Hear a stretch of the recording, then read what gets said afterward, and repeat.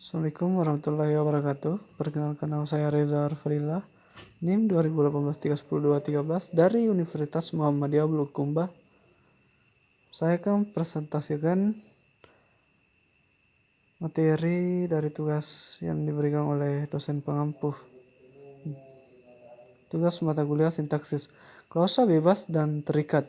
Klausa bebas adalah klausa yang strukturnya terdiri atas subjek dan predikat dan bisa dijadikan sebuah kalimat utuh. Contohnya, ibu memasak. Klausa terikat adalah klausa yang strukturnya yang terdiri atas subjek, predikat saja dan tidak bisa dijadikan sebuah kalimat utuh. Contohnya, dia tertidur pulas, mungkin kelelahan bekerja seharian. Berdasarkan fungsinya, klausa menduduki fungsi subjek, predikat, objek, keterangan pelengkap. Menduduki fungsi Randy berangkat ke kampus pagi tadi. Subjek ke kampus, predikat berangkat.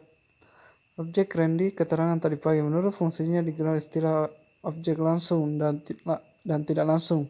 Contoh objek langsung, kamu terlihat menarik hari ini, kata Sandy. Objek tidak langsung, Randy berkata bahwa besok kita akan pergi ke acara festival. Klausa berdasarkan struktur. Klausa verbal terbagi tiga, yaitu verbal tindakan, verbal kejadian, dan verbal keadaan. Klausa verbal tindakan, polanya aku berlari kencang. Klausa verbal kejadian, polanya subjek tambah predikat, di mana subjek berupa nomina yang mengalami kejadian. Contoh, Gunung Semeru erupsi. Klausa verbal keadaan, polanya subjek tambah predikat, verba memiliki makna keadaan, sedangkan subjek yang mengalami keadaan. Contoh, Rian terlihat semangat ketika ayahnya datang. Klausa nominal, subjek lebih spesifik atau khusus pada nomina pengisi predikat.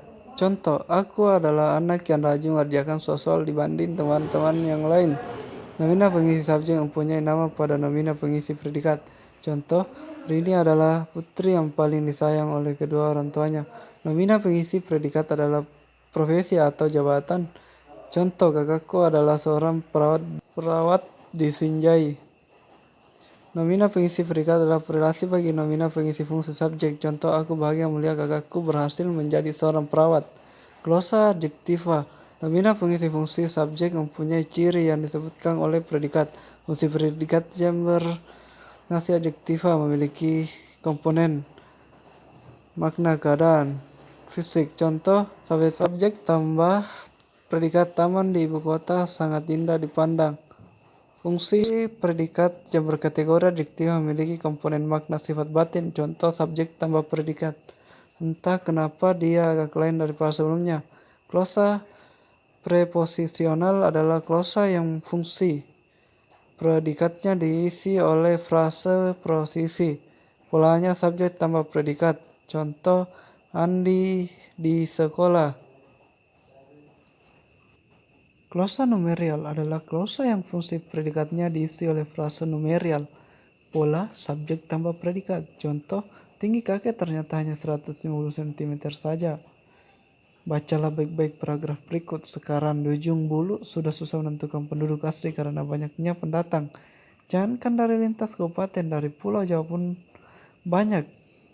Kalaupun ada itu hanya di daerah itu, makanya ada kesulitan saat mengkaji bahasa asli daerah tersebut. Analisislah klausa yang terdapat dalam paragraf tersebut.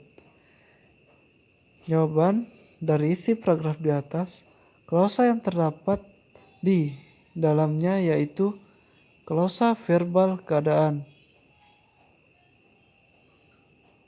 Sekian dan terima kasih.